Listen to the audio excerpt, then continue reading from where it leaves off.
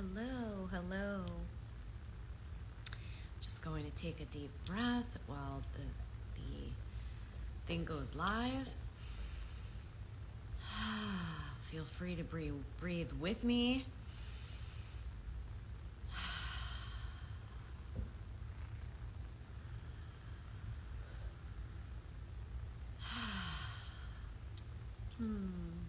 Hello, hello. Hey, Sim. Hey, Lauren. All right, I'm just going live, so welcome, welcome. Okay. So, those of you that might not have been following me, I am going live. This is my. The dog just threw a. I'm sitting for a really cute animal right now. Okay, he's kind of walking around. Anyway, so back to center. So those of you that haven't seen this before, I have, I guess this is why they have takes if you're a professional. But anyway, so I was in a healing session, I guess, almost 30 days ago, and I had a download to go live on social media for 30 days in a row. And so today is day 27. Today is day 27 of my 30 lives in 30 days, and it's been an amazing journey. There are some days that I was so excited to go on, and some days where I was not feeling well or feeling introverted and not wanting to go on. And regardless, I went on every time, whether it was early or late. And so I feel really proud of myself, and I'm sharing that with you in case that you might have a goal or an intuitive nudge, and you too can follow it, even if it's not always easy. So I was just sitting with, actually today it was in my consciousness of what would be the highest and best to share for anyone that would be coming in to see this, whether it's live or on the replay. And I just sat in quiet before I went live. And what came up was something that is, I think, is an important message. So those of you that know me may or may not know that I lead a one-on-one program, and soon I will be relaunching my group program. And but my original program, my one-on-one authentic expression activation, is based on the principles of unlocking your authentic self so that you can use your authentic voice and create a life that is true to you. Right? So, and a lot of times people don't even know what their authentic self is. And so, one of the steps to becoming your authentic self, and when I say becoming, I mean living from your authentic self, being able to say your truth, being able to say your yeses, to say your nos.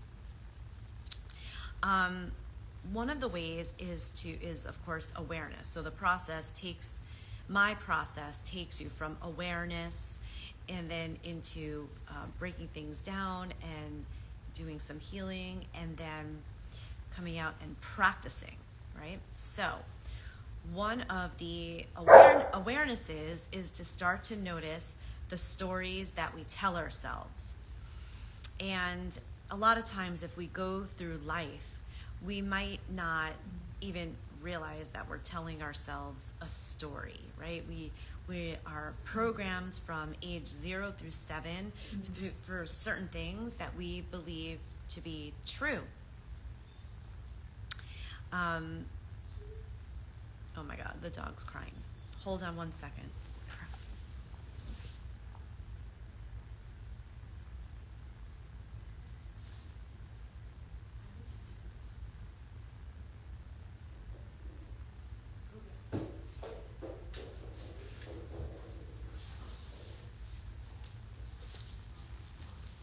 Okay.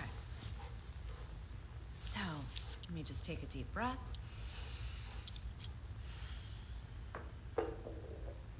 So the stories that we tell ourselves, and the stories can be true, and the stories can be untrue. And so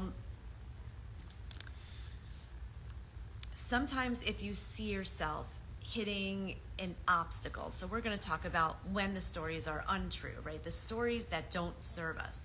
The stories let's start off with the stories that serve us. So the stories that serve us are when you're able to see the good in you and also tell yourself the truth about anything. So maybe you know that you're a really good tennis player, right? So the story you tell yourself is, I'm really good at playing tennis, and I like playing with people that are better than me so that I can keep doing better. And that story lives in your body, and it also emanates a certain vibration and energy out into the world. And then you start to see evidence of it, right? So you start to play tennis with people that are really good, and that it improves your game. And so you start to improve and expand, and life is really good. Then, so that's a story that you tell yourself that it's true. Another story that you can tell yourself is true is like, oh, maybe I'm really not so good at tennis. No, Hudson. Maybe it's true that you're not good at tennis, right? So maybe it's, I like to play, I'm not that great, but I'm improving, right? So that's a true story that you're telling yourself. And you always want to put a positive spin on the stories that we tell ourselves, because the cells in our body hear you, and they will adjust to what you're saying. Also, then it will also emanate in your vibration, and that vibration emanates out, and it gets reflected back to you. If you've been watching me, you might want to, if not, you can go back and watch some of the other videos, and we talk about how the world mirrors you, right? So you will get reflections back to you in the world. So based on what you're thinking inside. So there are no secrets in the universe. Whatever you're thinking inside is going to show on the outside. But then there are some unconscious agreements that we make, that we're telling ourselves certain stories, and they're not conscious. A lot of times they got programmed between ages 0 and 7. But they could also get programmed in certain traumatic moments in life. I mentioned in one of the other videos about how our souls sometimes could fragment during traumatic experiences. They could be little t traumas or big T traumas, but whatever it is. So we can kind of have these moments, and in those moments where your soul fragments, it can leave you into either a story that's unconscious and also unconscious agreements. A simple example of that could be, let's say you are 16, 17. Hey, Randy. Maybe you're, an example would be that, let's say you're just learning how to drive, and you have a fender bender, like nothing terrible, and then your parent doesn't know to invite you to get back in the car and start driving right away. So you might unconsciously tell yourself the story that you're not a good driver, and your agreement is that you're going to be a terrible driver. And then later on, as you grow up and as you continue to learn, no matter what you do, like you get into accidents, or you attract accidents, or you attract things that just don't work for you. Hey, girl. Right? So the world starts to reflect back to you what you told yourself, because in that traumatic moment, you told yourself the story, I'm not a good driver, right? Anything we say after the words I am, you are programming, right? So I am is a very powerful statement. You're setting a program, like the program on a computer, you're programming inside of yourself. So in that moment, you might start to, that's where you created that unconscious agreement, that story that you're telling yourself that you're not a good driver, I'm no good, whatever. There are other stories that we might tell ourselves too that happens during traumatic moments, or moments while we're growing up. for instance, if your parent said something to you, right? So one is a traumatic experience that happens outside of in an experience. Another one could be that somebody that you love or respect or is your caretaker says something to you, and you take it in, right? So that it could even come in as an unconscious agreement, right? So if you're a kid and you're doing your best to please your parents, most children want to please their parents, right? We want to be accepted. Humans are we're a pack kind of species, and so we survive by coming together in communities. So our natural instincts is to want to please our parents so that we stay safe, so that we can get fed, so we have a place to live, right? Little children don't work, right? Don't drive. So let's say the parent says something, bam. Maybe the parent was tired. Maybe the parent was unconscious for a moment, or maybe there's a chronic case of abuse. But whatever the scenario, if the parent says something either once or it could be on repeat, and that even if the child is aware enough to has confidence enough to be upset and is like, my mom is, not okay, or, angry and knowing and consciously feeling like that's not true. But sometimes we receive this like an energy, it's almost like an energy blast, and we receive it in our bodies, and our bodies remember it, right? So many people these days know the book that the body keeps the score, right? That's the basis of what all of the somatic healing work has come out to do now, right? So we start to realize that even though consciously we're doing cognitive behavioral therapy, and we're getting really aware of our lives, and we're getting really aware of our wounds, and yet we still keep doing the same thing, or we keep attracting the same partner that with a different face but the same issues, or whatever. We keep having the same experience that doesn't feel good, and we don't know why. Well, this is where you might start to uncover that there is an unconscious agreement going on, that I agreed unconsciously with that parent who told me that I am this. That is not really true, but we get attached to it, right? Because on some level, and it takes some peeling away work. It takes some personal development work. This is where we do the shadow work, right? So that a big part of my program is walking you through shadow work. I am not afraid to go deep, and I hold a sacred space for my clients so that they also can walk through this deep work, because the benefit of it is not to just, we don't want to just remember, we definitely don't want to relive, but we want to recognize and somehow integrate it. So I even realized recently there was a story that was told to me, and in my meditation I finally realized, oh my God, there's a small, quiet part of me that agreed to that in order to please, to be what is that word? Loyal, right? So I'll be loyal to my mother's because she told me that, and so this way I'm going to believe that. So see, now will you love me? Right now, none of this is conscious. None of this is in the forefront of my mind. But as I was processing some deep things, and I was seeing how a certain theme was repeating itself. It wasn't necessarily the same exact scenario every time, but I'm noticing a theme. So I coach myself the way I coach other people, and I started to realize, whoa, wait a minute.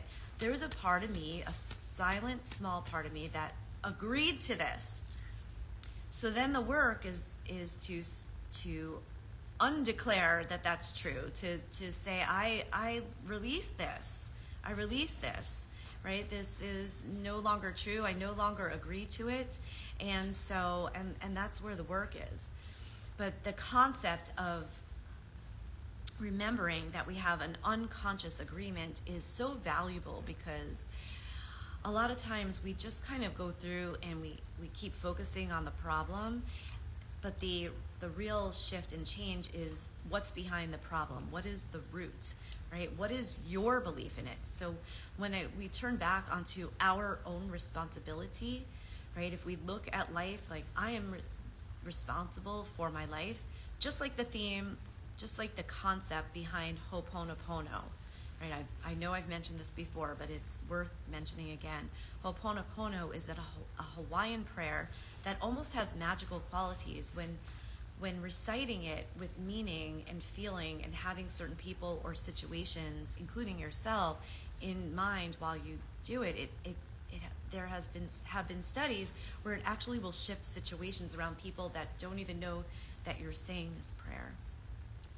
The idea about it is that I am fully responsible for my life.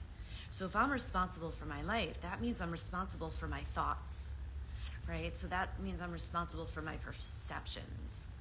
And a perception can change.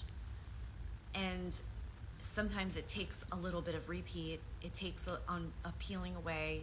It might even take creating a ritual around it to fully let it go. And sometimes it might mean letting go more than one time, right? Because a lot of these programs, as I said, were embedded in our brains, in our bodies, and in our energy systems from a very young age. So it might take a while to uncover, wait, okay. And we go deeper and we go deeper and we start to feel inside like, oh, I feel it here. So we can process this somatically, which we've done in some of the previous videos. Journaling is very helpful too, because it helps you connect to your higher self.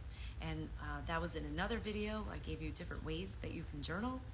And then to start to realize, okay, like once you start to see this is happening and you start to see where it began or where that type of feeling, when was the first time you felt that way? And then when you start to ask yourself, well, what's the unconscious belief in this? What is my responsibility in this? And so the awareness, like the aha moment can be, oh man, I was agreeing to this. I am agreeing to this. If I'm agreeing to this because it is happening. So on some level inside, I am agreeing to this.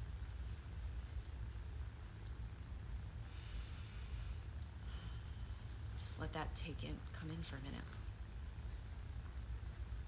Now this, again, is never, ever, ever to beat ourselves up for it. This is for the awareness. With the awareness and with the kindness to ourselves, without beratement, man, we get to shift, and that is amazing, right? It's amazing. We can shift, and that's so beautiful. So, yes, in my own personal experience, there was something that was said to me, and at the time, I was just upset about it, and, I was just upset, but I didn't realize that I took it in, like way into my organs. But as I've processed years later, right, it's like lingering in my body, not realizing, just not even putting different scenarios together, like how does that scenario relate to that scenario, and what is the common pattern? Or then I see the common pattern, I'm not understanding why, right? With all the work I do, this shouldn't be happening. Well, when I started to realize, hey, there's an unconscious agreement that I made. There was some part of me that believed that's true. Boom. So now I know the work is to unhook that belief, knowing that it's true, not just cognitively in my head, but also in my heart, also in my gut, also in my womb, and also in every cell of my body, through my blood and my bones. So there'll be some ritual around this, there'll be some journaling around this, and there'll be some somatic work around this. And this is what I do with my clients too. This is big, big, deep work. It's not for everybody. But if you have something that you see that's a repeat on you in your life, you're like, wait, that was like the same scenario, different person, different story, but the same theme. This is the type of questioning that you can ask yourself to start to break through, like, what is that story that I'm believing? That it's in my field, it's in my energy field. It can't be in my energy field if I don't vibe with it, right? So that means some part of me, I'm vibing with that. And that could be a hard pill to swallow at first. But when I approach it with love, when my clients approach it with love, when we can put aside the judgment and put aside any good, bad, right, or wrong, then this is all of the gold that we need to be able to see and shift. Sometimes speaking to a trusted person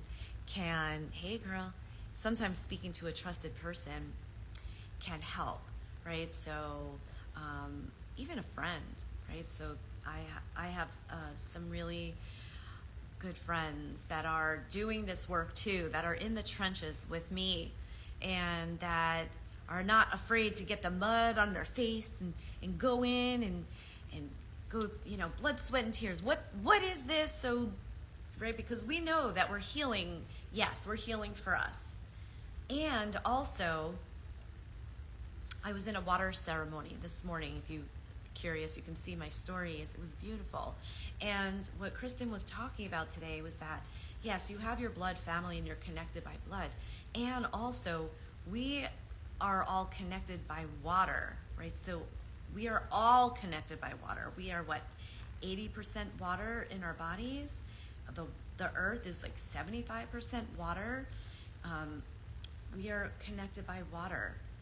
Water is emotion, and I forgot why I was saying that. Hold on.